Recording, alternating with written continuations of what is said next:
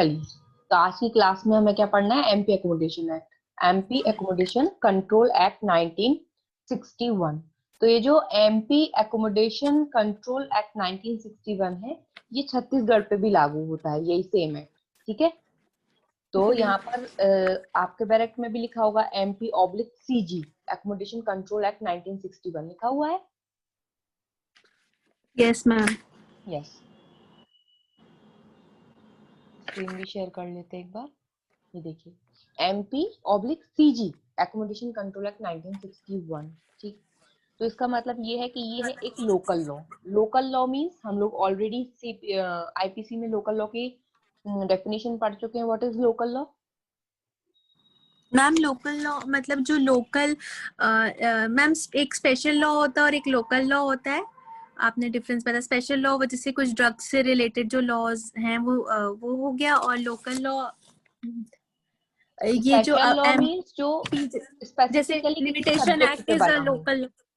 हाँ, special law means जो specifically किसी सब्जेक्ट स्पेशली को लेकर बना है। सब्जेक्ट में। लोकल लॉ मीन्स जो यस, किसी लोकल एरिया के लिए बना है, एरिया के पर्टिकुलर बना हुआ। इस यस एरिया मैम। पे होगा। जैसे ये एमपी और सीजी है, मतलब ये जो एक्ट है ये सिर्फ एमपी पे और छत्तीसगढ़ पे लागू होगा, ये पूरे यस इंडिया पे मैम। लागू नहीं होगा। मीन्स एक लोकल एरिया में ये लागू हो रहा है, इसलिए इसको क्या बोला यस गया है? मैम, ये लोकल लॉज है ना। Local law. Local laws means yes जिस स्टेट के लिए बनाए गए हैं ये सिर्फ उसी स्टेट पे एप्लीकेबल होंगे, होल ऑफ इंडिया पे एप्लीकेबल नहीं होंगे, ठीक। Yes ma'am. ओके, तुम अपना माइक बंद कर लो ताकि आवाज एको ना हो। अब एमपी एकोमोडेशन कंट्रोल एक्ट 1961, जैसा कि हमें पता है, पहले भी हम बहुत सारे एक्ट्स में पढ़ चुके हैं कि सबसे पहले इसमें एक्ट नंबर दिया रहता है। इसका एक्ट नंबर है act number 41 of 1961। It means कि ईयर 1961 में ये 41 नंबर का एक्ट था। ये हम प्रीवियस क्लासेस में, बहुत सारी क्लासेस में डिस्कस कर चुके हैं। ये जो एक्ट नंबर होता है ये क्या होता है? ये चीज मेंशन करता है कि जब 1961 ईयर चल रहा था तो 1961 ईयर में ऑलरेडी 40 एक्ट्स बन चुके थे, उसके बाद ये 41 नंबर पे बना था, इसलिए इसको ये एक्ट नंबर दिया गया। और जब किसी भी एक्ट को एक्ट नंबर के साथ बोला जाता है तो उसका फुल टाइटल होता है। सेक्शन 1 में हमेशा शॉर्ट टाइटल दिया होता है एक्ट का, तो एक्ट का जो शॉर्ट टाइटल होता है वो उसका पूरा खुद का नाम होता है। जैसे एक्ट का नाम है एमपी एकोमोडेशन कंट्रोल एक्ट 1961, तो ये इसका शॉर्ट टाइटल है। When we said it through its act number then it is called full title. तो जब हम इसको एक्ट नंबर के साथ बोलेंगे तो ये कंप्लीट इसका नाम हो जाएगा, ठीक। देन इसके बाद इसमें जो है, चूंकि ये लोकल लॉ है तो ये लोकल गजट में जो है, मध्य प्रदेश गजट में जो है इसको पारित किया गया था। तो इसको प्रेसिडेंट की असेंट इस एक्ट को मिली थी 25 दिसंबर 1961 को। सबसे ऊपर ही लिखा हुआ है एक्ट में, दिख रहा होगा, received the assent of president on the 25th December 1961.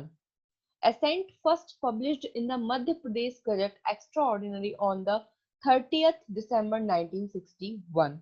तो प्रेसिडेंट की एसेंट इसको मिली थी 25 दिसंबर 1961। इट मींस ये कौन सी डेट है? डेट ऑफ इनेक्टमेंट, अधिनियमन की तारीख। पहले भी बता चुके हैं, जिस तारीख को किसी भी बिल पे प्रेसिडेंट जब अपनी एसेंट देता है, अपनी स्वीकृति देता है हस्ताक्षर करके, उसको बोला जाता है एसेंट, मतलब इनेक्टमेंट डेट यानी कि अधिनियमन की तारीख। तो एमपी एकोमोडेशन एक्ट किस तारीख को अधिनियमित हुआ, या अधिनियमन की तारीख या डेट ऑफ इनेक्टमेंट क्या है? तो 25 दिसंबर 1961। देन इसकी जो डेट ऑफ इन्फोर्समेंट है वो है ये, जिस तारीख को ये मध्य प्रदेश गजट एक्स्ट्राऑर्डिनरी में पारित किया गया, यानी कि 30 दिसंबर 1961 जो है वो इसकी कौन सी डेट है? वो ये डेट है इन्फोर्समेंट डेट। तो याद रखना है, डेट ऑफ इन्फोर्समेंट है इसकी 30 दिसंबर 1961, इनेक्टमेंट डेट या अधिनियमन की तारीख है 25 दिसंबर 1961, और प्रवृत्ति या लागू होने वाली तारीख है 30 दिसंबर 1961 को ये लागू हुआ था। एक इम्पोर्टेंट बात जो यहाँ पे ध्यान रखने वाली है वो ये है कि ये एक ऐसा एक्ट है जो हिंदी में लागू हुआ था। मोस्टली जितने भी एक्ट होते हैं जो पारित होते हैं वो सभी पारित होते हैं इंग्लिश में, लेकिन ये जो है हिंदी में पारित हुआ था, तो ध्यान रखना, ठीक है। MP accommodation control act 1961 Hindi में पारित हुआ था। देन इसके बाद आपको याद रखना है, इसमें टोटल सेक्शंस, टोटल चैप्टर हैं इसमें 7, टोटल इसमें 7 चैप्टर्स हैं। इसमें टोटल 51 सेक्शंस हैं, ये चीज याद रखना है। 2 शेड्यूल है, ठीक है। कितने? 7 इसमें अध्याय है, 51 सेक्शंस हैं और 2 अनुसूची है इस एक्ट में। अब देखते हैं इसका ऑब्जेक्ट, इसका उद्देश्य क्या है। इसका ऑब्जेक्ट देखिए, इसमें लिखा हुआ है an act to provide for the regulation and control of letting and rent of accommodation for expeditious trial of eviction cases on ground of bona fide requirement of certain categories of landlord, and generally to regulate and control eviction of tenants from accommodation and for other matters connected therewith in or incidental thereto। एक बार हिंदी में भी देखेंगे इसका object, फिर explain करती हूँ।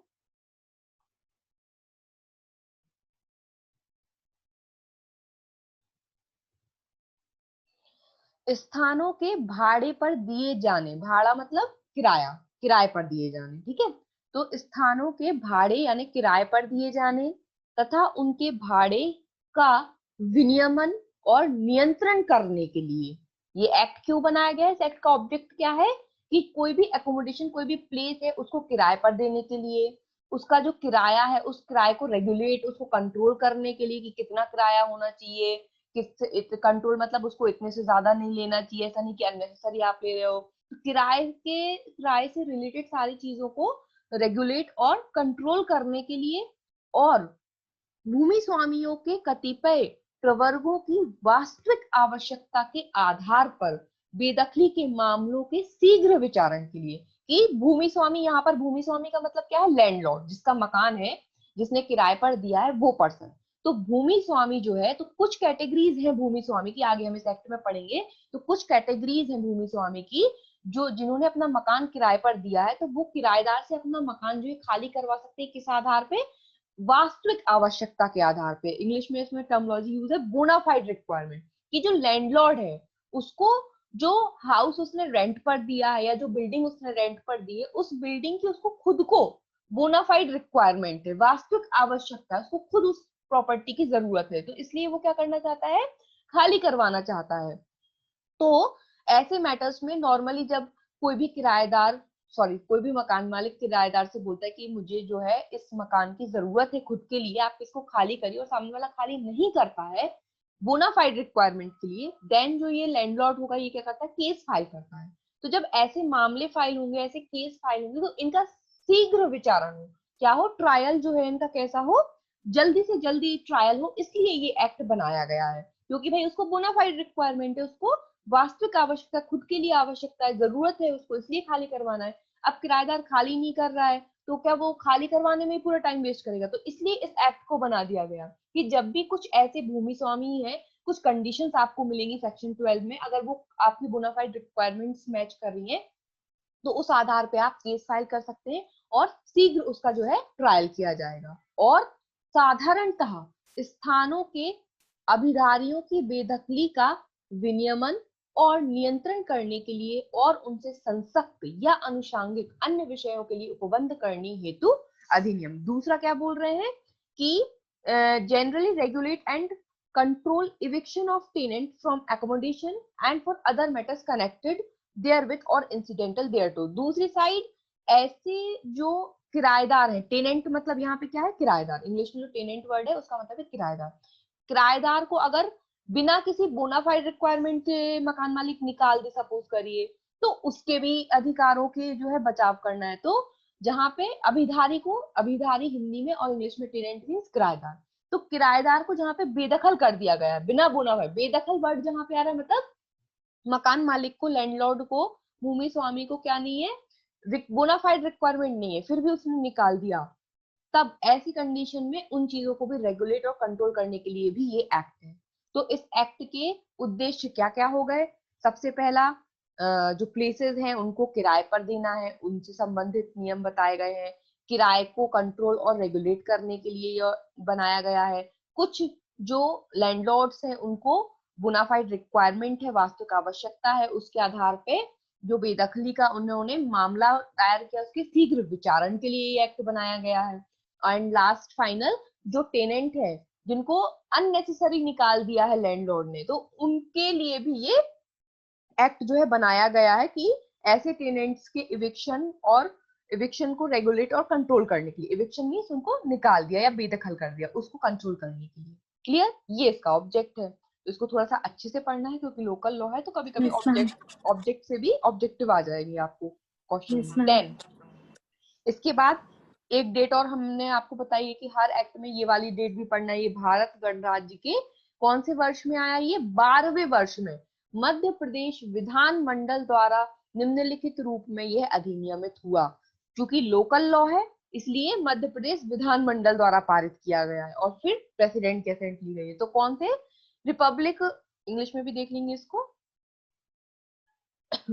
be it enacted by the Madhya Pradesh legislature in the 25th of the Republic of India as follows। मैंने आपको बताया था रिपब्लिक ऑफ इंडिया मीन कौन से डेट को रिपब्लिक हुआ है?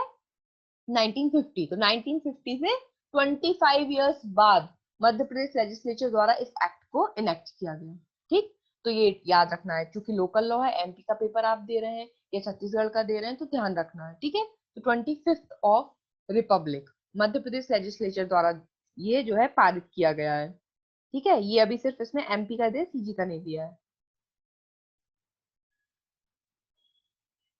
ओके, तो ये हो गई आपकी 3 डेट्स। पहली, कब ये इनेक्ट हुआ? 25 दिसंबर 1961 को। लागू कब हुआ, इन्फोर्स कब हुआ? 30 दिसंबर 1961 को। भारत गणराज्य के कौन से वर्ष में ये इनेक्ट हुआ? 12वें वर्ष में, means in which of the Republic ये हुआ। तो रिपब्लिक ईयर कौन सा है? तो 25th ईयर। ओके, अब हमारा chapter first preliminary.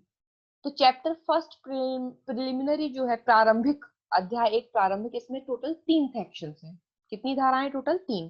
Section first है short title, extent and commencement, संक्षिप्त नाम, विस्तार तथा प्रारंभ। सेक्शन 2 है डेफिनेशन, और सेक्शन 3 जो है इसमें वो है act not to apply to certain accommodations, इस अधिनियम का कतिपय स्थानों को लागू ना होना। तो पहले सेक्शन फर्स्ट में शॉर्ट टाइटल, एक्सटेंट और कमेंसमेंट बताया कि इसका शॉर्ट नाम क्या है, कहाँ कहाँ ये विस्तार है, इनफोर कमेंसमेंट इसका कब हुआ। देन उसके बाद सेक्शन 2 में डेफिनेशंस बताई हैं इंपॉर्टेंट कुछ। उसके बाद सेक्शन 3 में बताया कि ये जो एक्ट है, ये जो पूरा एमपी एकोमोडेशन एक्ट है, ये कौन से प्लेसेस पे लागू नहीं होगा, एक्सेप्शन बताया ना, कहाँ कहाँ ये लागू नहीं होगा। तो सबसे पहले हम देखते हैं section first, short title, extent and commencement. तो ये जो सेक्शन फर्स्ट है short title, extent and commencement, तो दिस एक्ट में be called the Madhya Pradesh accommodation control act 1961। जैसा कि हमें पता है जो नाम होता है एक्ट का वही शॉर्ट टाइटल होता है, तो इसमें भी सेम है। It extends to the whole of Madhya प्रदेश।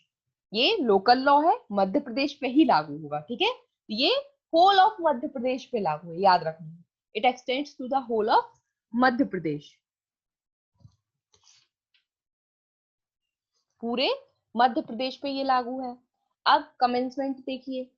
अब ये जो एक्ट है एमपी एकोमोडेशन कंट्रोल एक्ट, ये एक साथ लागू नहीं हुआ, ये टुकड़ों टुकड़ों में लागू हुआ है। देखिए पढ़िए, इसमें लिखा है an act shall in the first instance be in force in the area specified in the first schedule. तो ये इन्होंने क्या कह रहे हैं ये, कि यह अधिनियम प्रथमतः उन क्षेत्रों में प्रवृत्त होगा जो कि प्रथम अनुसूची में विनिर्दिष्ट है। तो इसमें पीछे जो शेड्यूल दी गई है, फर्स्ट शेड्यूल, तो फर्स्ट शेड्यूल में जो एरिया बताए गए हैं, तो फर्स्ट शेड्यूल में जो एरियाज बताए गए हैं, सबसे पहले ये उन एरिया पे लागू हुआ। ठीक है, तो ये जो एक्ट है, तो पहली बार में ये कितने जगह पे लागू हुआ? पहली बार में जब ये लागू किया गया, यानी कि 30 दिसंबर 1961 को ये जब लागू हुआ, तो एट फर्स्ट इंस्टेंस पहली बार में ये सिर्फ उतने एरियाज पे लागू हुआ था जितने एरिया आपकी पहली अनुसूची में फर्स्ट शेड्यूल में बताए गए हैं। उसके बाद क्या लिखा है इसमें? It shall come into force in other areas of the state on such dates as the state government may by notification appoint and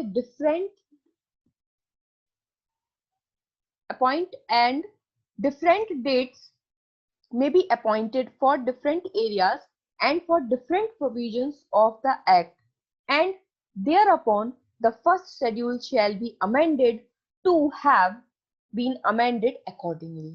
क्या कह रहा है ये? इसमें कहा गया है कि यह अधिनियम प्रथमतः उन क्षेत्रों में प्रवृत्त होगा जो कि प्रथम अनुसूची में विनिर्दिष्ट है। मतलब पहली बार में ये कौन से एरियाज पे एप्लीकेबल हुआ? जो फर्स्ट शेड्यूल में बताए थे। देन यह राज्य के अन्य क्षेत्रों में ऐसी तारीख को प्रवृत्त होगा जिसे, मतलब शेड्यूल में कुछ एरियाज बताए थे, उन पर तो ये जिस दिन लागू हुआ उतने एरियाज पे लागू हो गया, फिर बाकी के जो क्षेत्र बचे थे वहां पर उनके लिए क्या है?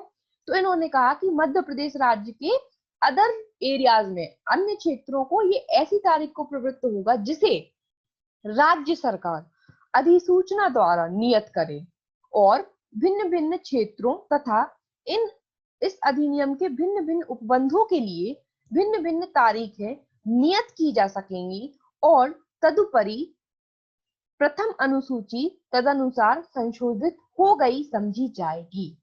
तो पहली बार में तो ये उन एरियाज पे लागू हो गया जो फर्स्ट शेड्यूल में बताए थे। बाकी जितने एरिया बचे उन एरियाज पे ये धीरे धीरे लागू किया गया। कैसे? राज्य सरकार बताती गई और डेट्स बताती गई, प्रोविजंस बताती गई कि एमपी एकोमोडेशन का कौन सा प्रोविजन कौन से एरिया पे लागू होगा, डेट बता दी कि इस तारीख से ये वाला प्रोविजन लागू होगा या पूरा एक्ट लागू होगा। तो राज्य सरकार ने नोटिफिकेशन जारी कर करके अलग अलग तारीखों पे इस एक्ट को अलग अलग एरियाज, मध्य प्रदेश के अलग अलग एरियाज पे लागू करवाया। कहीं कहीं पर कुछ प्रोविजंस को लागू करवाया, जरूरी नहीं कि पूरा एक्ट लागू करवा दिया, है ना? तो कुछ कुछ प्रोविजंस को लागू करवा दिया। तो अलग अलग डेट्स की नोटिफिकेशन निकालती गई राज्य सरकार और लागू करवाती गई। जैसे जैसे राज्य सरकार इस एक्ट के प्रोविजंस को, इस एक्ट को अदर अदर एरियाज पे अलग अलग डेट्स पे लागू करवाती गई, वैसे वैसे जो पीछे शेड्यूल दी गई है उसमें अमेंडमेंट होता गया और उन एरियाज को जोड़ दिया गया। पहले बार में जितने एरियाज थे उन पे लागू हो गया था, बाद में फिर अदर एरियाज पे जैसे जैसे ये लागू करवाती गई स्टेट गवर्नमेंट, तो फिर शेड्यूल में भी तो आपको अमेंड करना पड़ेगा ना, जोड़ना पड़ेगा ना कि अब इस एरिया पे भी ये लागू है, इस एरिया पे भी लागू है। तो वैसे वैसे जैसे जैसे ये अलग अलग तारीखों पर अलग अलग क्षेत्र पे लागू होता गया, वैसे वैसे उसकी शेड्यूल में भी अमेंडमेंट करते गए और उन एरियाज को ऐड करते गए कि अब ये यहाँ पर भी लागू है, अब ये यहाँ पर भी लागू है। क्लियर? समझ में आ गया अंशिका? यस मैम, आ गया। ओके, ये हो गई आपकी सेक्शन फर्स्ट। क्लियर? अब section 2 definition clause. Section 2 definition clause में सबसे पहले हम ये देख लेते हैं टोटल है कितनी डेफिनेशन इसमें, है ना? तो देखिए इसमें आपकी डेफिनेशन है 1 2 3 4, सॉरी ए बी, पता होना चाहिए हमें टोटल कितनी डेफिनेशन है ना। ए बी 9 है। हाँ, C D E F G H I, 9, total 9 definition है इसमें। ठीक, तो सबसे पहले काम क्या करना है हमें? सबसे पहले काम हमें ये करना है कि ये जो 9 डेफिनेशंस हैं इनकी जो क्लॉजेस हैं वो याद कर लेना है कि सेक्शन 2A एकोमोडेशन, एकोमोडेशन कहाँ पे डिफाइंड है? 2A में। 2A देन में। 2B में लैंडलॉर्ड, देन 2C में लॉफुल इंक्रीज, डी में लीज, ई में member of the family, F में रेंट कंट्रोलिंग अथॉरिटी, जी में रिपील्ड एक्ट, एच में स्टैंडर्ड रेंट और आई में टेनेंट। तो अब एग्जाम पॉइंट ऑफ व्यू से कौन सी डेफिनेशन इंपॉर्टेंट है? तो हमेशा याद रखिए जो भी एक्ट हम पढ़ते हैं, तो जैसा कि इसका नाम है Madhya Pradesh accommodation control act, तो इसमें जो वर्ड आ रहा है वो आ रहा है एकोमोडेशन। सबसे पहली डेफिनेशन भी दी गई है एकोमोडेशन, तो ये तो इंपॉर्टेंट होगी ही होगी कि आप पढ़ क्या रहे हैं। आप पढ़ रहे हैं एकोमोडेशन एक्ट, स्थान नियंत्रण अधिनियम, तो स्थान क्या है? तो वो अपने आप में डेफिनेशन जो है इंपॉर्टेंट बन जाती है। ठीक है, तो जो ए डेफिनेशन है जैसे वो इंपॉर्टेंट है। उसके बाद हमने ऑब्जेक्ट पढ़ा, हमने ऑब्जेक्ट में पढ़ा, क्या पढ़ा कि इसमें पर्टिकुलरली कुछ सर्टेन लैंडलॉर्ड्स की बात की गई है, तो लैंडलॉर्ड की भी डेफिनेशन इंपॉर्टेंट बन जाती है। कुछ लैंडलॉर्ड, तो कौन से वो लैंडलॉर्ड होंगे? देन किस बारे में बात कर रहे हैं? ये रेंट के बारे में, है ना? टेनेंट के बारे में, अभिधारी मतलब किराएदार के बारे में, तो टेनेंट इंपॉर्टेंट है आपकी जो सबसे लास्ट में दी है। उसके बाद रेंट की डेफिनेशन कहीं नहीं दी है, लेकिन रेंट कंट्रोल अथॉरिटी की डेफिनेशन दी है, तो वो आपको याद रखना है कि रेंट कंट्रोलिंग अथॉरिटी को कहाँ डिफाइन किया गया है? 2F में। अंदर तो ऐसा उसमें कोई डेफिनेशन है नहीं। तो इस पूरे एक्ट में आपको जो क्वेश्चन बनेगा, तो सबसे पहले तो सीधा सीधा बनेगा, वो पूछेंगे कि in which of the following clause accommodation is defined, 2A, 2B, 2C, 2D, then you have to tick 2A. वो पूछेंगे लैंडलॉर्ड कहाँ पे डिफाइंड है, 2B, टेनेंट कहाँ पे डिफाइंड है, 2I, रेंट कंट्रोलिंग अथॉरिटी कहाँ पे डिफाइंड है, 2F, लॉफुल इंक्रीज 2C। तो ये आपको याद करनी है पूरे एग्जाम में, एमपी सिविल जज में सबसे पहला क्वेश्चन तो आपको यहाँ से यही बनने वाला है। अब उसके बाद आती है अंदर की, तो अब देखते हैं हम सबसे पहले एकोमोडेशन, स्थान का क्या, स्थान को कैसे परिभाषित किया गया है, ठीक है। तो देखिए एकोमोडेशन बहुत सिंपल है, इसको एकदम क्रिटिकल नहीं बनाना है, नॉर्मल पढ़ना है और जो नॉर्मल लैंग्वेज में होता है वैसे ही समझना है, ठीक है। हिंदी का खुल रहा है, एक मिनट।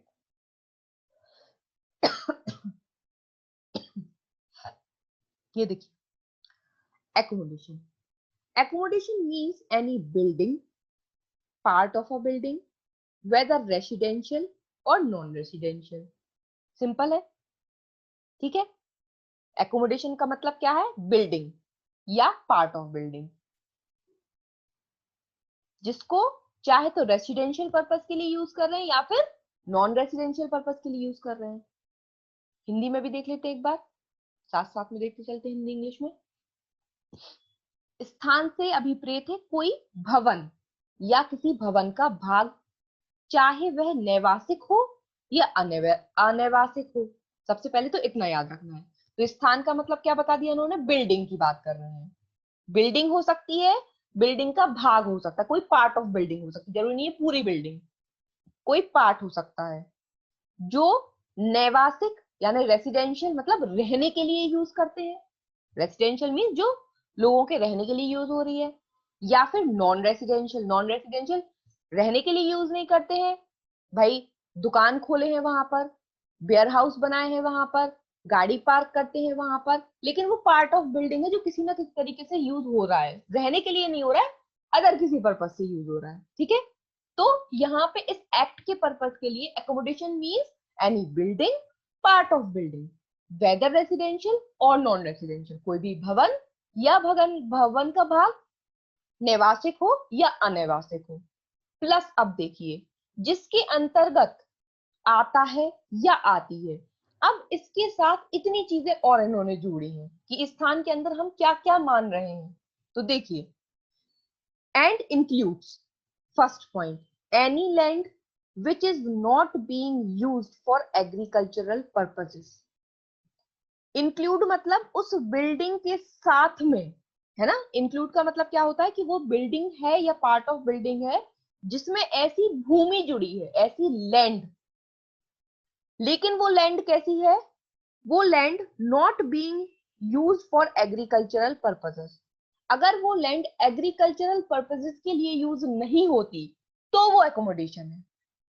अगर वो एग्रीकल्चरल लैंड है देन इट्स नॉट एकोमोडेशन। यहां से आपका ऑब्जेक्टिव बनता है, वो आपको सीधा सीधा ऑब्जेक्टिव देंगे, accommodation means any land which is, option देंगे, being used for agricultural purpose, not being used for agricultural purpose, और आपको दो ऑप्शन कोई से देंगे। तो आपको याद रखना है कि जो एग्रीकल्चरल पर्पसेस के लिए यूज होने वाली भूमि होती है वो एकोमोडेशन नहीं है, ठीक है।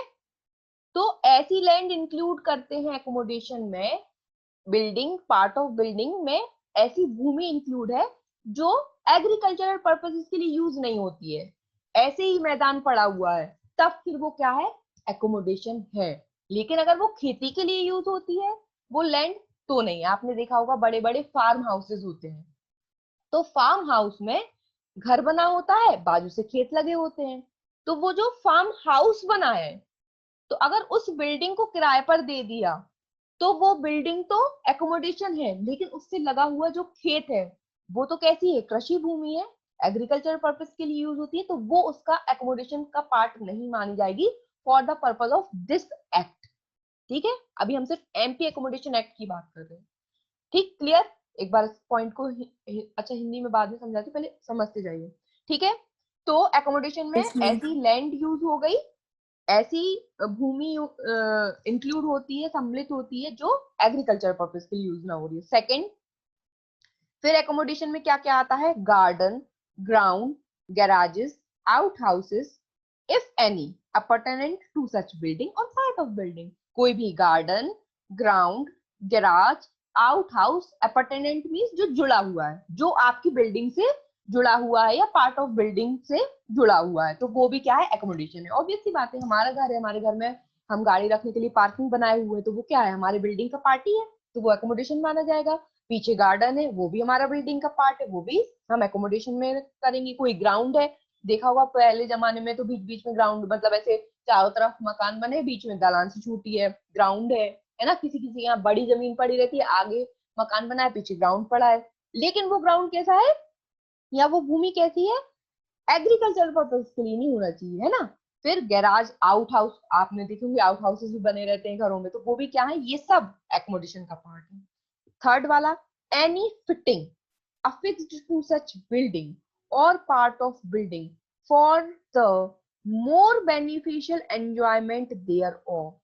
कोई भी फिटिंग जो मकान में करवा करके रखी है ताकि मकान को, उस घर को, उस बिल्डिंग को और बेनिफिशियल बनाया जा सके और बेनिफिशियल तरीके से एंजॉय किया जा सके, ठीक है। और ये जो बेनिफिशियल एंजॉयमेंट है, ये कैसा है, परमानेंट बेनिफिशियल, मतलब ऐसा नहीं कि कुछ समय के लिए, परमानेंट फिटिंग है। तो वो सब चीजें क्या, तो जो भी परमानेंट फिक्स्ड फिटिंग अफिक्स्ड जो है बिल्डिंग या पार्ट ऑफ बिल्डिंग से, वो सब क्या है, एकोमोडेशन का पार्ट है। कैसे, फॉर एग्जाम्पल विंडो है ना, बिल्डिंग है, बिल्डिंग में खिड़की बनवा कर रखी है, दरवाजे लगवा कर रखे हैं। क्यों लगवा कर रखे हैं, कि भाई खिड़की खोल सको, खिड़की बंद कर सको, दरवाजे हैं सेफ्टी पर्पज से, तो आप अच्छे से घर को यूज कर सको, बिल्डिंग को अच्छे से यूज कर सको। ये नहीं कि बस स्ट्रक्चर खड़ा करके दे दिया, है ना। तो स्ट्रक्चर के साथ जितनी भी फिटिंग जो अफिक्स जो जुड़ी हुई चीजें हैं, वो सब क्या है, यहाँ पे जो फिटिंग अफिक्स्ड वर्ड है, जुड़ी हुई चीजें, उनसे क्या मतलब है, खिड़की दरवाजे वगैरह। देन उसके बाद, any furniture supplied by the landlord for use in such building और पार्ट ऑफ बिल्डिंग। अब अगर मकान मालिक ने, लैंडलॉर्ड ने कोई फर्नीचर भी आपको दिया है यूज करने के लिए, तो वो भी for the purpose of MP accommodation control act building है, ठीक है, एकोमोडेशन माना जाएगा। कोई भी फर्नीचर जो लैंडलॉर्ड ने दिया है ना, building for use in such building, उस बिल्डिंग में यूज करने के लिए कोई फर्नीचर अगर लैंडलॉर्ड ने सप्लाई किया है, आपको दिया है यूज करने के लिए, तो वो भी क्या है, एकोमोडेशन ही माना जाएगा। ठीक, अब एक बार हिंदी में देख लेते हैं इसकी टर्मिनोलॉजी। तो स्थान से अभिप्रेत है कोई भवन या किसी भवन का भाग, चाहे वह निवासिक हो या अनिवासिक हो, ये पहले ही देख चुके हैं हम। कोई भी भवन, भवन का भाग रहने के लिए यूज हो रहा हो या रहने के लिए यूज ना होता हो, जिसके अंतर्गत आता है, पहला पॉइंट, ऐसी कोई भूमि, पहला पॉइंट क्या है, कोई ऐसी भूमि जो कृषक प्रयोजन के लिए उपयोग में ना लाई जा रही है। तो ध्यान रखना है आपको, एकोमोडेशन के अंतर्गत इंक्लूड है लैंड, लेकिन वो लैंड कैसी होना चाहिए, एग्रीकल्चरल पर्पसेस के लिए यूज होने वाली लैंड ना हो, कृषि प्रयोजनों के लिए उपयोग में ना लाई जा रही हो, तब वो लैंड एकोमोडेशन है।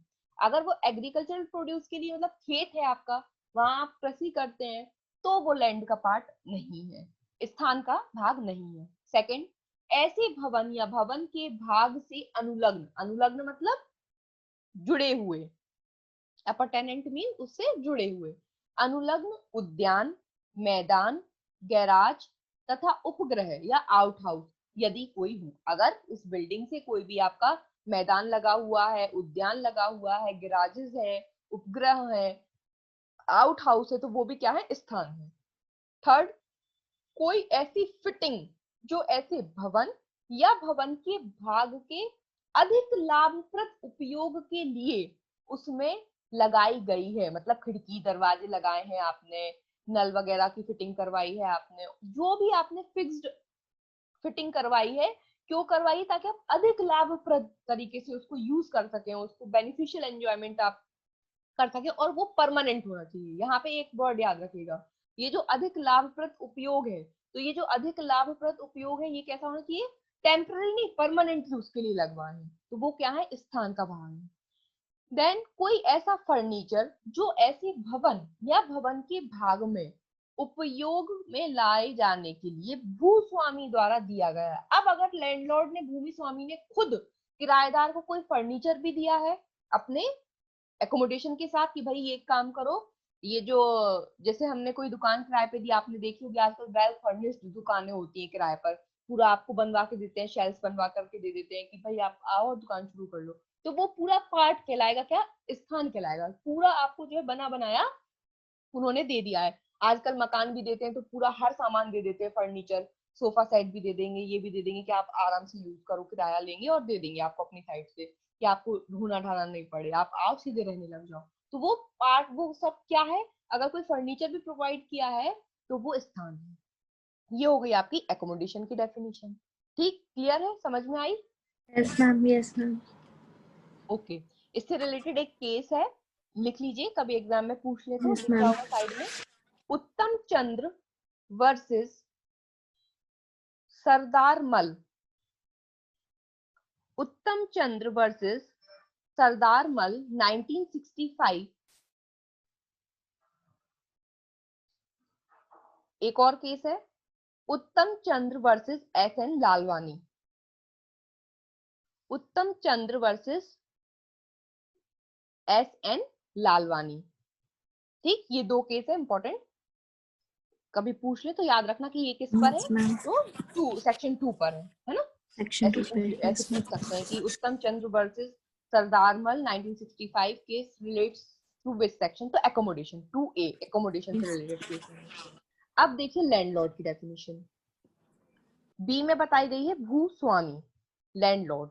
तो देखिए landlord means any person who for the time being is receiving, इसका एक एक वर्ड पढ़ेंगे ध्यान से तो बिल्कुल अच्छे से क्लियर हो जाएगा, है ना, एक एक टर्म को अच्छे से पढ़ना है धीरे धीरे।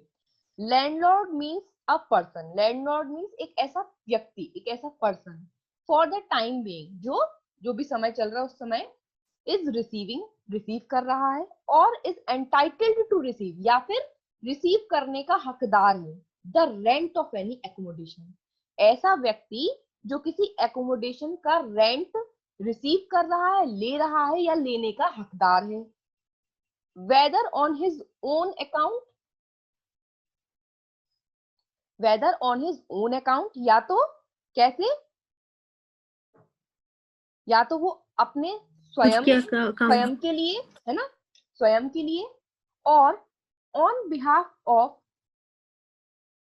और ऑन अकाउंट ऑफ, और ऑन बिहाफ ऑफ, या फिर किसी दूसरे पर्सन के बिहाफ में ले रहा है, खुद के लिए नहीं ले रहा है लेकिन किसी दूसरे के बिहाफ में वो ले रहा है, और for the benefit of any other person, या फिर किसी दूसरे पर्सन के बेनिफिट के लिए, उसके बिहाफ में, उसके ओर से वो खुद ले रहा है, किस हैसियत में ले रहा है, एज अ ट्रस्टी, उसका ट्रस्टी होने के नाते, गार्जियन, उसके गार्जियन होने के नाते, और रिसीवर, या फिर उसकी संपत्ति का रिसीवर होने के नाते। ये तीन हैसियत में किसी अदर पर्सन के बिहाफ में ले रहा है, ठीक है। तो ऐसा कोई पर्सन जो किसी एकोमोडेशन का रेंट ले, रिसीव कर रहा है या रिसीव करने के लिए एंटाइटल्ड है, तो वो खुद पर्सन कौन है, लैंडलॉर्ड है। या ऐसा कोई पर्सन जो किसी दूसरे पर्सन के बिहाफ में, उसके अकाउंट पे, या उसके बेनिफिट के लिए, उसके ट्रस्टी होने के नाते, उसका गार्जियन होने के नाते, उसका रिसीवर होने के नाते रेंट ले रहा है, ठीक है ना, क्लियर। तो वो भी कौन यस कहलाएगा, मैम। मतलब ऐसा ट्रस्टी, ऐसा गार्जियन, ऐसा रिसीवर कौन कहला रहा है, लैंडलॉर्ड, क्योंकि ये लैंडलॉर्ड। अदर पर्सन के बिहाफ में ले रहा है, लेकिन वो इस अभी वो ले रहा है, इसलिए वो कौन है, लैंडलॉर्ड। और who would so receive the rent, या फिर जो जो भी व्यक्ति ऐसा रेंट रिसीव कर रहा है और भी entitled to receive the rent, या रिसीव रेंट रिसीव करने के लिए एंटाइटल्ड है। If the accommodation were let to a tenant, अगर एकोमोडेशन जो है किसी टेनेंट को किराए पर दिया होता, and includes every person not being a tenant who from time to time derives title under a landlord, और ऐसा हर व्यक्ति लैंडलॉर्ड कहलाएगा या मकान मालिक कहलाएगा, है ना।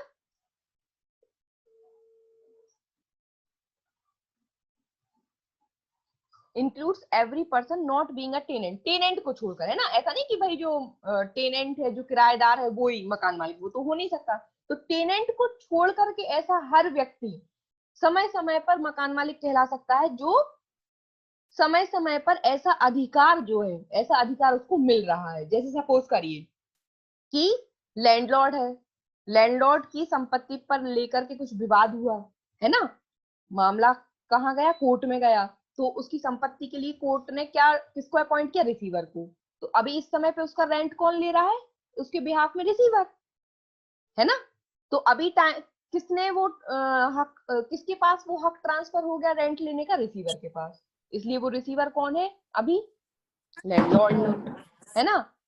तो ऐसे ही, या फिर सपोज करिए जो मकान मालिक है, तो लैंडलॉर्ड ने अपनी प्रॉपर्टी अगर मॉर्टगेज कर दी, है ना, भूख बंधक कर दी उसने, मतलब ऐसी वाली बंधक कर दी, कुछ आप पढ़ेंगे यूसुफ्रक्चरी मॉर्टगेज, उसमें क्या होता है, प्रॉपर्टी ही दे देते हैं हम, कि हमने जिससे पैसे लिए हैं उसके बदले में हम अपनी प्रॉपर्टी दे देते हैं, और उससे कहते हैं कि आप हमारी प्रॉपर्टी के बेनिफिट्स और प्रॉपर्टी का यूज तब तक करिए जब तक हम आपके पैसे आपको ना लौटा दें। तो जिसके पास हमने अपनी संपत्ति मॉर्टगेज की, वो पर्सन क्या करेगा, किराया भी ले लेगा, तो उतने समय के लिए वो लैंडलॉर्ड है तो वो एक्चुअली में मॉर्टगेजर, बट मॉर्टगेजी, लेकिन क्या है, अभी वो लैंडलॉर्ड है, क्योंकि उसके पास अभी टाइटल चला गया। एक एग्जाम्पल पर समझाने के लिए समझा रही हूँ, बात क्लियर हुई। एक बार हिंदी में भी देख लेते हैं। देखिए, लैंडलॉर्ड या भूमि स्वामी बोलते हैं हिंदी में। भूमि स्वामी से अभिप्रेत है कोई ऐसा व्यक्ति जो किसी स्थान का भाड़ा यानी किराया, चाहे अपने स्वयं के लेखे, मतलब स्वयं के लिए, या किसी अन्य व्यक्ति के लेखे, या उसकी ओर से, या उसके फायदे के लिए। तो ऐसा एक व्यक्ति जो किसी स्थान का किराया या तो खुद के लिए लेता है, या ऐसा कोई व्यक्ति है जो किसी अन्य व्यक्ति के लिए, उसकी ओर से, या उसके फायदे के लिए, या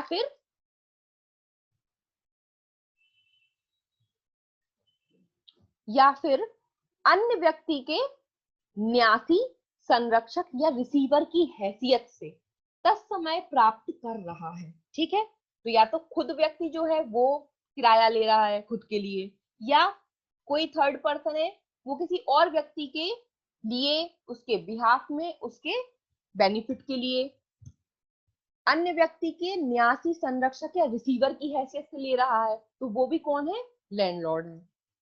या प्राप्त करने का हकदार है, या फिर लेने के लिए एंटाइटल्ड है, या तो इस हैसियत में ले रहा है या लेने के लिए एंटाइटल्ड है। अगर लेने के लिए मतलब वो एक्चुअली में ले नहीं रहा है रेंट, लेकिन एंटाइटल्ड है लेने के लिए, तो भी वो लैंडलॉर्ड है ना।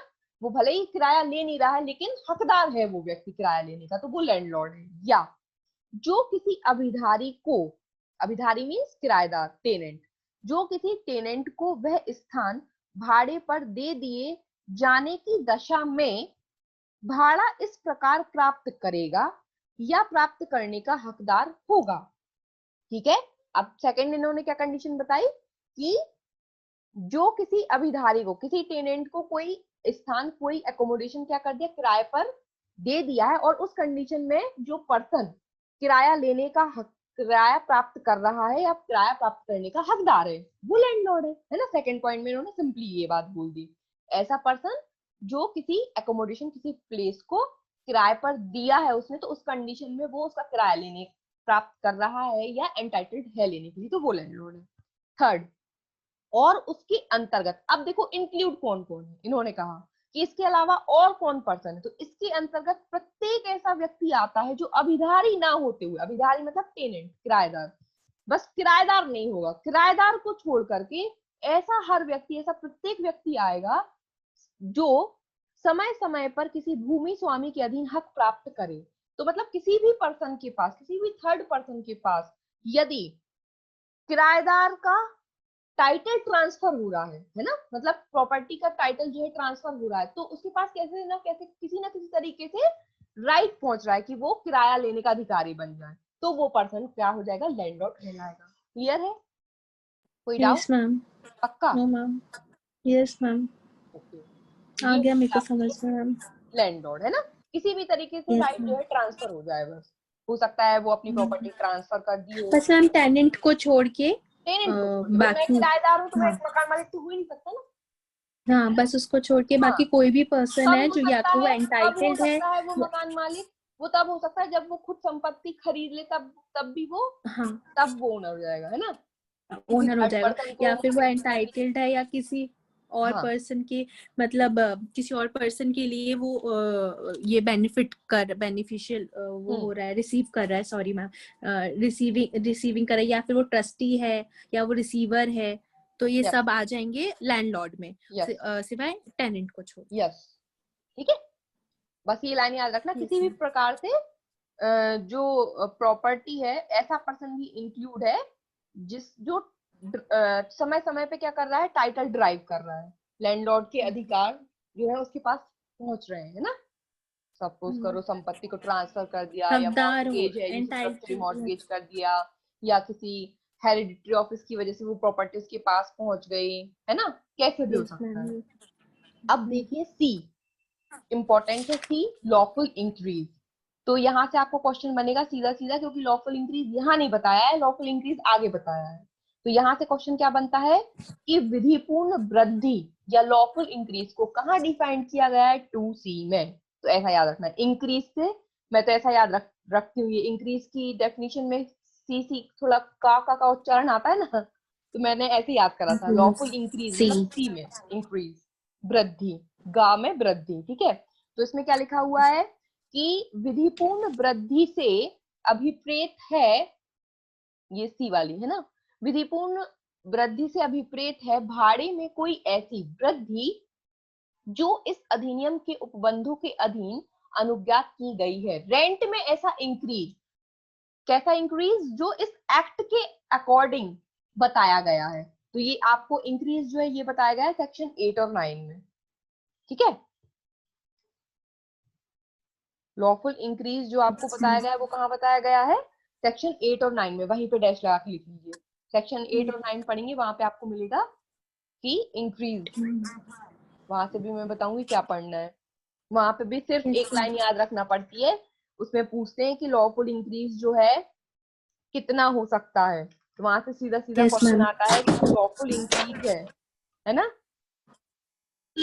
वो मैम 10% इसमें आप क्या होता बता है। रहे थे, रेंट में ऐसा increase? Lawful increase means an increase in rent permitted under the provisions of this act. जो इस एक्ट में परमिट है उतना ही होगा, उससे ज्यादा नहीं हो सकता। मतलब ओके किराया एक्ट। बढ़ाना है, मकान मालिक है, वो 5,000 रुपए पर अपनी बिल्डिंग किराए पर दिया है, अब उसको किराया बढ़ाना है अपना बिल्डिंग का, तो कितना बढ़ा सकता है, लॉफुल इंक्रीज। समझ रही हो ना बात को, लॉफुली यस कितना मैम। इंक्रीज कर सकता है एक लैंडलॉर्ड, तो इसमें कहा है उतना ही इंक्रीज कर सकता है जितना इस एक्ट में परमिटेड है, जितना एमपी एकोमोडेशन एक्ट में परमिशन है कि कितना बढ़ा सकते हो उतना ही बढ़ा सकते हो। तो ये परमिशन आपको कहाँ मिली है, 8 और 9 में। सेक्शन 8 में बताया लॉफुल इंक्रीज, तो वहां बताया कि 10% बढ़ा सकते, 10% से ज्यादा नहीं बढ़ा सकते, ठीक। Yes ma'am. डी में बताया है लीज, सिंपल बहुत, लीज इंक्लूड है सब लीज, बस इतनी सी डेफिनेशन है। सब क्या, यस। लीज के अंदर सब लीज भी आती है, कि मतलब हमने प्रॉपर्टी किसी को लीज पे दी है, उस पर्सन ने क्या कर दिया, उस पर्सन ने उसको सब लीज पे दे दिया, मतलब किसी और को लीज पे दे दिया, तो वो होता सब लीज। मैंने अपनी यस। प्रॉपर्टी तुमको लीज पर दी, तुमने किसी थर्ड पर्सन को भी रख लिया, तो वो सब लीज हो गई। लीज की डेफिनेशन आपको और कहाँ मिलेगी, ट्रांसफर ऑफ प्रॉपर्टी एक्ट में मिलेगी आपको, सेक्शन 105 में। इसी वहीं पर हमेशा को रिलेट करके लिख लिया करो कि एक लीज की डेफिनेशन हमने एमपी एकोमोडेशन एक्ट में पढ़ ली, एक आपको कहाँ मिल जाएगी, transfer of property act section 105 में, ठीक। टीपीए की सेक्शन 105 में लीज है, तो पट्टा का अंतर्गत उपपट्टा आता है, तो पट्टा मतलब उपपट्टा। डी में लीज दिया है। ई देखिए, ई इंपॉर्टेंट है, मेंबर ऑफ फैमिली, यहां से क्वेश्चन बनता है, ठीक है। तो ए इंपॉर्टेंट है, बी इंपॉर्टेंट है, सी में आपका क्लॉज इंपॉर्टेंट है कि लॉफुल इंक्रीज कहाँ डिफाइंड है, डिफाइंड पूछे तो 2C, सेक्शन पूछे ओके तो मैम। 8-9, कितना हो सकता है 10%। ये कुछ क्वेश्चन हैं जो बिल्कुल एग्जैक्ट एग्जाम्स में पूछते हैं, ठीक। देन उसके बाद E, member of the family, member of the family में बताया कि अब भैया मेंबर्स कौन कौन माने जाएंगे फैमिली, तो in case of any person means the spouse, son, unmarried daughter, father, grandfather, mother, grandmother, brother, unmarried sister, paternal uncle's wife or widow, or brother's son, unmarried daughter, living jointly with or any other relation dependent on him. Any other relation dependent on him, मतलब इतने जो ऊपर गिना दिए वो तो है ही. Spouse means पति पत्नी, बेटा, अनमैरिड डॉटर अविवाहित पुत्री, फादर पिताजी, ग्रैंडफादर दादाजी, ग्रैंडमदर दादी जी, है ना. ग्रैंडफादर मदर, ग्रैंडमदर, फिर ब्रदर भाई, अनमैरिड सिस्टर अविवाहित बहन, है ना. सिस्टर अगर मैरिड है तो मेंबर ऑफ फैमिली नहीं है, डॉटर अगर मैरिड है तो फैमिली नहीं है, याद रखना. ये मैरिड डॉटर और मैरिड सिस्टर नहीं आ रहा है, अनमैरिड, है ना. पैटर्नल अंकल मीन्स चाचा, पैटर्नल अंकल्स वाइफ मीन्स चाची या उनकी विडो, मतलब चाचा जी नहीं रहे अकेली वाइफ बची तो विडो उनकी, तो वो भी कौन है, फैमिली मेंबर है. फिर ब्रदर्स सन भतीजा, अनमैरिड डॉटर ब्रदर की, भाई की अनमैरिड डॉटर भतीजी, जो ज्वाइंटली रह रहे हैं, लिविंग ज्वाइंटली विद. अगर ये लोग ज्वाइंटली रह रहे हैं ज्वाइंट फैमिली में तो ये मेंबर्स ऑफ फैमिली है. और इसके अलावा any other relation dependent on him means अगर कोई और भी रिलेटिव उनके साथ रह रहा है जो पूरी तरीके से डिपेंडेंट है तो वो भी कौन है, फैमिली मेंबर माना जाएगा. इनके अलावा कोई और रिलेशन है जो कैसा है, डिपेंडेंट है, बचपन से साथ में रहा है ना. हो सकता है मौसी का लड़का हो, मौसी की बहन हो, अब वो बचपन से ही पाला पोसा है, बड़ा किया है, रह रही है साथ में, रह रहा है, जो इन्हीं पे डिपेंडेंट हो, तो इन पे डिपेंडेंट ऑन हिम, तरीके इन से, हिम, तो वो भी क्या है, जॉइंट में लिविंग. हाँ मैम, हाँ ठीक.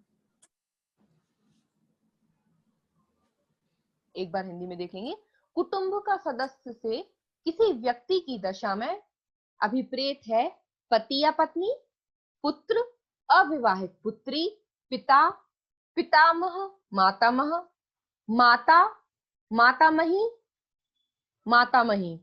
अरे ये भी याद रखना है, देखो नाना नानी भी इंक्लूड है. पहले इन्होंने बोला पिता मतलब फादर, फादर के पितामह और मातामह मतलब दादा दादी, फिर माता मदर, फिर उनके पितामह और पितामही मतलब नाना नानी भी, भाई, अविवाहित बहन, चाचा, चाची की पत्नी, उनकी विधवा, भाई का पुत्र यानी भतीजा, अविवाहित पुत्री, भतीजी, जो उनके साथ संयुक्त रूप से निवास करते हो. मतलब अगर नाना नानी भी, कभी कभी होता है ना किसी किसी के नाना नानी भी साथ में रहते हैं, तो अगर नाना नानी अपनी मतलब जो लड़की है, लड़की के माँ बाप उनके घर पे रह रहे हैं, है ना, उसके ससुराल में साथ में रह रहे हैं ज्वाइंटली, तो वो भी मेंबर ऑफ फैमिली है.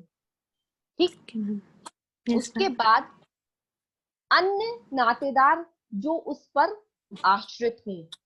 अब कोई अदर रिलेशन जो डिपेंडेंट है तो वो भी कुटुंब का सदस्य है. तो इम्पोर्टेंट बात ये है कि पति पत्नी पुत्र अविवाहित पुत्री चाचा चाची उनके बच्चे उनकी विडो ये तो सबको पता है कि ये तो होते हैं ज्वाइंट, लेकिन ज्वाइंटली है, ये भी एक वर्ड इंपॉर्टेंट है. अगर ज्वाइंटली रह रहे हैं तो दो चीजें इंपॉर्टेंट क्या है, तीन चीजें. एक तो ज्वाइंटली रह रहे हैं, नाना नानी भी इंक्लूड है, और कोई अन्य नातेदार जो डिपेंडेंट है तो वो भी कुटुंब का सदस्य है. क्लियर? Yes ma'am. अब इसके बाद 2F रेंट कंट्रोलिंग अथॉरिटी. तो ये भी आपको क्लॉज याद रखना है, क्यों अंदर तो डेफिनेशन पता ही नहीं है. सिंपल बोला है, rent controlling authority means an officer appointed under section 28. क्या कह रहे हैं, रेंट कंट्रोलिंग अथॉरिटी का मतलब है ऐसा ऑफिसर जो सेक्शन 28 में अपॉइंट किया गया है. भाड़ा नियंत्रण प्राधिकारी से अभिप्रेत है धारा 28 के अधीन नियुक्त किया गया कोई अधिकारी. तो ऐसा ऑफिसर जो सेक्शन 28 के अंतर्गत अपॉइंट किया गया है वो कौन है, रेंट कंट्रोलिंग अथॉरिटी है. तो आपको यहाँ से क्वेश्चन क्या बनेगा, क्लॉज से, कि किस क्लॉज में रेंट कंट्रोलिंग अथॉरिटी को डिफाइन किया गया है, 2EFGH. तो क्या याद रखना है, 2F टिक करके आना है. क्लियर? Repealed act. अब 2G में है रिपील्ड एक्ट, निर्शन अधिनियम. Repealed act means the Madhya Pradesh accommodation control act 1955 repealed under section 51। इस एक्ट की सेक्शन 51 के अंतर्गत ये पहले वाला एक्ट रिपील्ड कर दिया गया। रिपील्ड एक्ट का मतलब क्या होता है, जो इस एक्ट के पहले प्रिवेल कर रहा था, ये नया वाला एक्ट आ गया, तो जो भी नया एक्ट आता है उस एक्ट में से पुराने वाले एक्ट को रिपील कर देते हैं, मतलब बता देते हैं कि अब ये जो पुराना वाला एक्ट था इसको हम खत्म कर रहे हैं। तो इस एक्ट के पहले कौन सा एक्ट था, 55 का था, Madhya Pradesh accommodation control act 1955 चलता था। ये हम कौन सा पढ़ रहे हैं, 1961। तो इस एक्ट की सेक्शन 51 में रिपील्ड किया गया है पुराने वाले एक्ट को, तो वो रिपील्ड एक्ट है। क्लियर, कोई doubt? Yes ma'am. No ma'am. H में स्टैंडर्ड रेंट, ये इंपॉर्टेंट है ना, स्टैंडर्ड रेंट। तो standard rent in relation to any accommodation means standard rent referred to in section 7 और where the standard rent has been increased under section 8 such increased rent।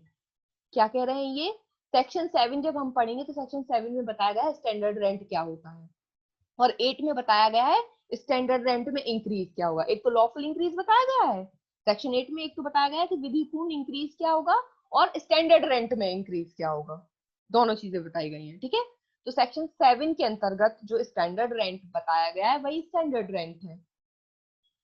Hindi में क्या बोला है इन्होंने, मानक भाड़ा। हिंदी की टर्मिनोलॉजी भी याद रखना है हमें हमेशा, मानक भाड़ा। किसी स्थान के संबंध में मानक भाड़ा से अभिप्रेत है धारा 7 में निर्दिष्ट किया गया मानक भाड़ा। मतलब आपको सेक्शन 7 में मिलेगा कि स्टैंडर्ड रेंट जो है वो कितना हो सकता है। ठीक है, तो जो सेक्शन 7 में बताया है कि एक स्टैंडर्ड रेंट जो है इतना होगा, तो उतना होगा, प्लस और क्या बोल रहे हैं इसमें, या जहां मानक भाड़ा धारा 8 के अधीन बढ़ा दिया गया हो वहां वह बढ़ा हुआ भाड़ा। तो अगर सेक्शन 8 के अंतर्गत स्टैंडर्ड रेंट को इंक्रीज किया गया तो वो इंक्रीज रेंट भी स्टैंडर्ड रेंट होगा। क्लियर मैम 10% रहेगा ना, वो तो सेक्शन 8 में आपने बताया नहीं, वो अभी इंक्रीज अपन किया जाएगा। इंक्रीज वो लॉफुल इंक्रीज है, अब स्टैंडर्ड रेंट में कितना इंक्रीज है वो अपन डिटेल में पढ़ेंगे अंदर, है ना। हाँ, लेकिन ओके 10% मैम। याद रखना है। लॉफुल इंक्रीज से याद रखना है ना, लॉफुल इंक्रीज कितना होगा, 10%। 10%। क्वेश्चन वहीं से बनता है। देन उसके बाद देखिए, हाँ तो आपको इसमें क्या याद रखना है, क्लॉज याद रखना है। इसका भी क्लॉज पूछेंगे कि मानक भाड़े को कहाँ ओके। डिफाइन किया गया है, 2H में, अंदर से नहीं आएगा, क्लॉज से आएगा। तो क्लॉज वाले कौन कौन से हो गए, 2C, 2D, 2 2F, 2D। 2H, इनके क्लॉजेस आते हैं। अब है टेनेंट, तो जैसा लैंडलॉर्ड था वैसा ही टेनेंट है, बस अपोजिट है, वहां पे रिसीव कर रहा है, यहाँ पे दे रहा है। रेंट रिसीव करने वाला लैंडलॉर्ड है ना, किराया लेने वाला कौन है, मकान मालिक, और किराया देने देने वाला वाला कौन है, अभिभारी, टेनेंट। तो देखिए, tenant means a person, tenant means a person by whom, आ गया ना, जिसके द्वारा, or on whose account, on behalf the rent of any accommodation is, or but for a contract express or implied would be payable for any accommodation. ठीक है, क्या कह रहे हैं, ऐसा कोई पर्सन जिसके द्वारा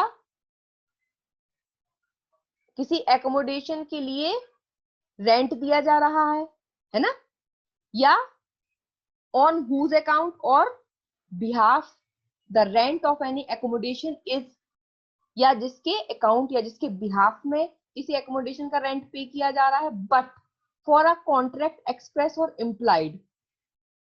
अब इसको हम हिंदी में पढ़ते हैं अच्छे से तो क्लियर हो जाएगा। For any accommodation and include any person occupying the accommodation as a subtenant. तो ये याद रखना है कि टेनेंट के अंतर्गत कौन इंक्लूड होता है, सब टेनेंट भी। अगर किसी पर्सन ने किसी व्यक्ति को मकान किराए पर दिया है और किराए पर देने के बाद कोई और किराएदार भी उसमें आ गया तो सब टेनेंट भी टेनेंट के अंदर आता है, याद रखना है। ठीक है, सीधा सीधा क्वेश्चन आता है, whether subtenant include under tenant, yes.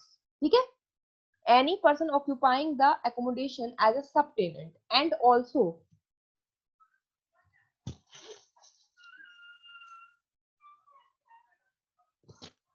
also any person continuing in possession after the termination of his tenancy, whether before or after the commencement of this act. अब क्या कह रहे हैं कि any person continuing in possession after the termination of tenancy, जो किराएदारी थी, 11 महीने का एग्रीमेंट बनता है जैसे सपोज करिए, तो किराएदारी खत्म होने के बाद भी अगर पोजेशन में कोई पर्सन बना हुआ है, whether before after the commencement of this act, इस एक्ट के कमेंसमेंट के पहले या इस एक्ट के कमेंसमेंट के बाद, वो भी कौन है, किराएदार माना जाएगा. But shall not include any person against whom any order or decree for eviction has been made. लेकिन यदि किसी ऐसे पर्सन के अगेंस्ट, जिसके अगेंस्ट उसको बेदखल करने की डिक्री या कोर्ट का ऑर्डर आ चुका है कि आप खाली करिए ये मकान, और उसके बाद भी वो पोजेशन में, तो वो पर्सन इंक्लूड नहीं होता टेनेंट में, अभिधारी में. ठीक है, एक बार हिंदी में देखते हैं तो और क्लियर हो जाएगा. देखिए, अभिधारी से अभिप्रेत है, एक सेकेंड,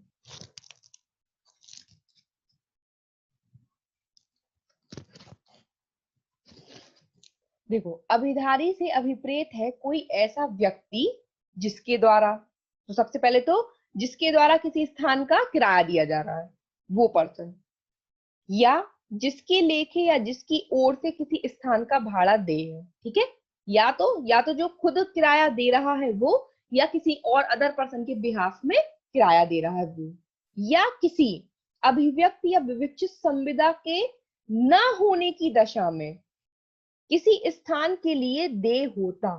मतलब कॉन्ट्रैक्ट नहीं है अगर, ठीक है, अगर दो पार्टीज ने कॉन्ट्रैक्ट किया है आपस में कि तुम किराया दोगे, तब वो लैंडलॉर्ड टेनेंट नहीं कहलाएगा. ठीक है, अगर कोई पार्टीज कॉन्ट्रैक्ट करके किराया देती हैं तो फिर वो उन दोनों के बीच की बात होती है. फिर वो पर्सन, अगर कोई पर्सन कॉन्ट्रैक्ट के तहत रेंट पे कर रहा है तो वो टेनेंट नहीं होता. ठीक है, किसी अभिव्यक्त या विविक्षित संविदा के न होने की दशा में किसी स्थान के लिए दे होता.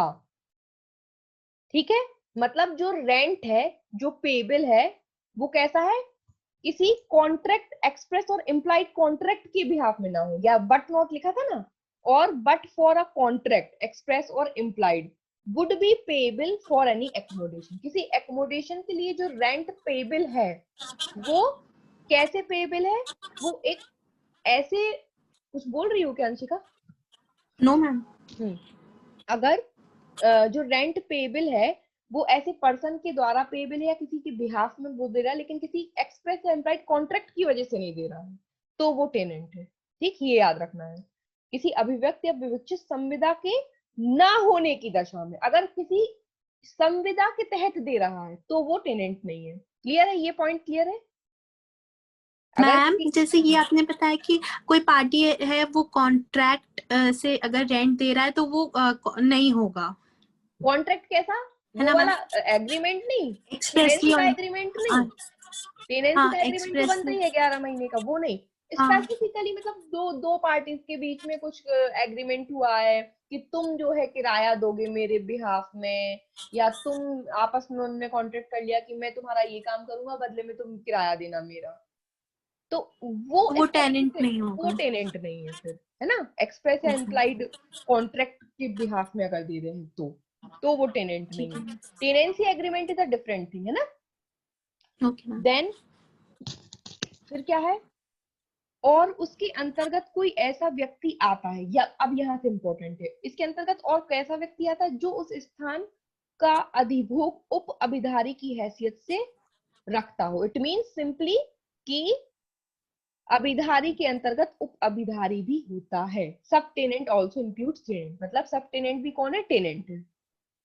तथा कोई ऐसा व्यक्ति भी इस उसके अंतर्गत आता है जो अपनी अभिधति का पर्यावसान हो जाने के पश्चात, चाहे वह इस अधिनियम के प्रारंभ होने के पूर्व या हुआ हो या उसके पश्चात कब्जा रखे हुए. मतलब टेनेंसी पीरियड खत्म हो गया है, 5 साल के लिए, 2 साल के लिए, 11 महीने के लिए, जितने भी टाइम पीरियड के लिए आपने किराए पर मकान लिया था, आपकी किराएदारी खत्म हो चुकी है, उसके बाद भी आप कंटिन्यू पोजेशन में हो, है ना, इस एक्ट के प्रारंभ होने के पहले या बाद में, तो भी आप टेनेंट हो. कब तक, जब तक आप टेनेंट हो, जब तक कोर्ट के द्वारा आपको बेदखल आपको निकलने के लिए कोई डिग्री पास नहीं की गई हो, किंतु उसके अंतर्गत कोई ऐसा व्यक्ति नहीं आएगा जिसके विरुद्ध बेदखली के लिए कोई आदेश या डिग्री दी गई है।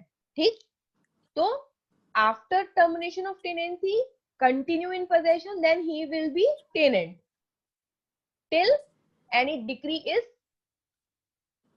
Shot against him. अगर कोई डिग्री अगर उसके अगेंस्ट कर दी गई है, पारित कर दी गई है, तो फिर वो टेनेंट नहीं है।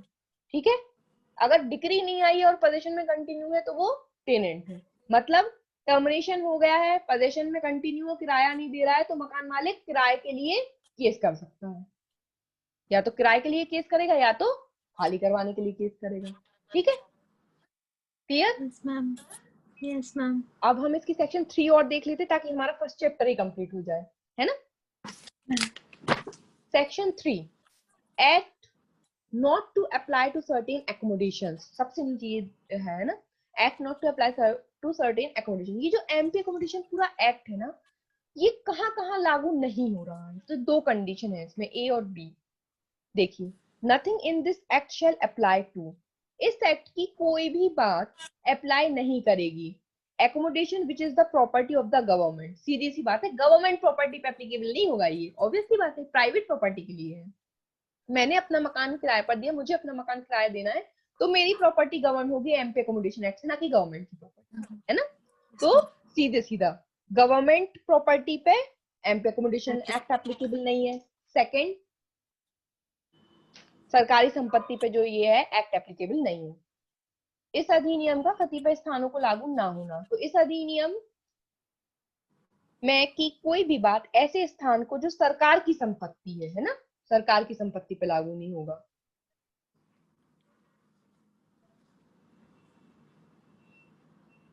देन एक सेकेंड देखो, बी पॉइंट है, accommodation which is the property of a local authority used exclusively for non residential purposes. तो पहले सरकारी संपत्ति गवर्नमेंट प्रॉपर्टी पे एप्लीकेबल नहीं होगा, दूसरा लोकल अथॉरिटी की प्रॉपर्टी। लेकिन वो लोकल अथॉरिटी की प्रॉपर्टी कैसी प्रॉपर्टी है जिसपे ये एक्ट एप्लीकेबल नहीं होगा? Used exclusively for non residential purposes. Local authority की ऐसी प्रॉपर्टी जो पूरी पूरी तरीके से नॉन रेसिडेंशियल पर्पसेस के लिए यूज होती है ना, रेसिडेंशियल पर्पस के लिए नहीं बनाई है। जैसे आपने देखा होगा हाउसिंग बोर्ड की कॉलोनीज हैं, या वो मतलब है, तो अब वो तो एक अलग चीज हो गई, सॉरी। लोकल अथॉरिटीज की ऐसी प्रॉपर्टी अगर जैसे नॉन रेसिडेंशियल पर्पस के लिए, मतलब रहने के लिए नहीं है वो, है ना, दुकानें निकाली है, आपने देखा होगा नगर निगम है, नगर निगम जो है कमर्शियल यूज के लिए, हाँ कमर्शियल यूज के लिए निकाल देती है, तो वो आ जाएंगे। वो प्रॉपर्टीज पे क्या होगा, एमपी अकोमोडेशन एक्ट लागू नहीं होगा। ठीक है, तो ये ध्यान रखना है। ऐसे स्थान को जो कि स्थानीय प्राधिकारी की संपत्ति है और अन्य रूपेण अनिवासित प्रयोजन के लिए उपयोग में लाया जाता है, लागू नहीं होगी। तो पहली तो सरकारी संपत्ति पे लागू नहीं है एमपी अकोमोडेशन एक्ट, दूसरा स्थानीय प्राधिकारी की संपत्ति पे लागू नहीं है, लेकिन वो संपत्ति कैसी है, नॉन रेसिडेंशियल है, अनव्यावसायिक प्रयोजनों के लिए उपयोग में आती है, तो नहीं है। अगर रेसिडेंशियल है लोकल अथॉरिटी की रेसिडेंशियल प्रॉपर्टी, तो उस पर लागू होगा। ठीक, फिर सबसेक्शन 2 में जो पॉइंट है ये इंपॉर्टेंट, यहाँ से क्वेश्चन बनता है, सरकार अधिसूचना द्वारा किसी भी ऐसे स्थान को, मतलब ये एक्सेप्शन है, जो ए वाला पॉइंट है ना, हमने सरकारी संपत्ति पढ़ा कि सरकारी संपत्ति पे एकोमोडेशन लागू नहीं होता, लेकिन यहाँ पे क्या बोला है, अगर सरकार अधिसूचना द्वारा किसी भी ऐसे स्थान को जो किसी शैक्षणिक, धार्मिक या पूर्त संस्था के स्वामित्व का, या किसी परिचार गृह या प्रसूति गृह के स्वामित्व का हो, और जिससे व्युत्पन्न होने वाली संपूर्ण आय उस संस्था या परिचार गृह या प्रसूति गृह के लिए उपयोग में लाई जाती हो, इस अधिनियम के समस्त उपबंधों या उनमें से किसी भी उपबंध से छूट दे सकेगी। मतलब इस अधिनियम के समस्त उपबंधों या उनमें से किसी भी उपबंध से छूट दे सकेगी।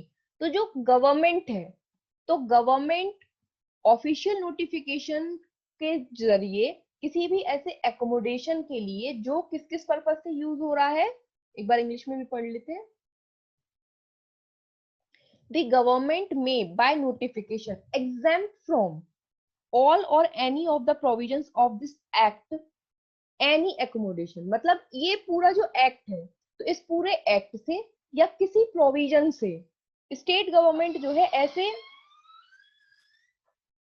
एकोमोडेशन को बाय नोटिफिकेशन एग्जेम्पशन दे सकती है, छूट दे सकती है, स्थान को छूट दे सकती है। मतलब कि भाई ऐसे ये जो गवर्नमेंट कह रही है ये जो पर्टिकुलर एकोमोडेशन है, ये जो पर्टिकुलर स्थान है, इस पे एमपी एकोमोडेशन एक्ट लागू नहीं होगा, है ना।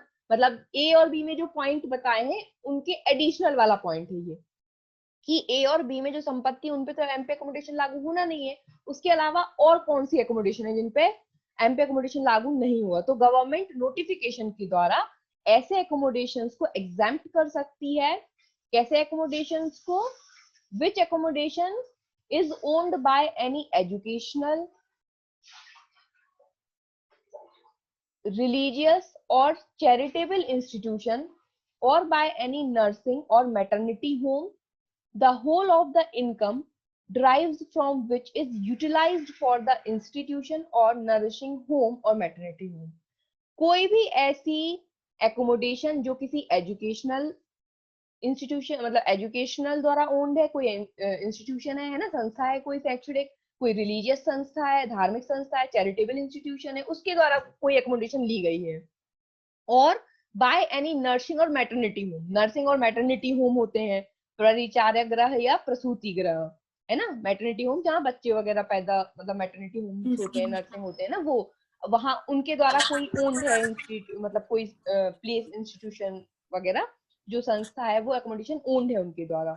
और ऐसे इंस्टीट्यूशंस की जो इनकम है, मतलब एजुकेशन इंस्टीट्यूशन है, रिलीजियस है या चैरिटेबल है या ये जो होम्स है, तो जो भी इनकम हो रही है वो इनकम, जितनी भी इनकम इनको आ रही है वो पूरी यूटिलाइज करते हैं उसी इंस्टीट्यूशन में, which is utilise for the institution और नर्सिंग होम और मैटरनिटी होम। मतलब जो पैसा आता है वो वापस उसी में लगा लेते हैं।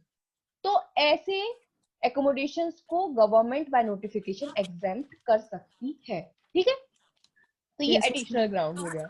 तो सेक्शन 3 बताती है कि कौन कौन सी प्लेसेस है जिन पर एमपी एकोमोडेशन एक्ट लागू नहीं होगा। तो सरकारी संपत्ति, गवर्नमेंट प्रॉपर्टी पर, local authority for non residential purposes, मतलब आपका हिंदी में क्या बोलते हैं इसको, किसी भी स्थानीय प्राधिकारी की संपत्ति जो अनावश्यक प्रयोजनों के लिए यूज होती है, प्लस कोई भी educational, religious, charitable institution, nursing और मैटरनिटी होम जिसकी इनकम उसी के लिए यूज होती है।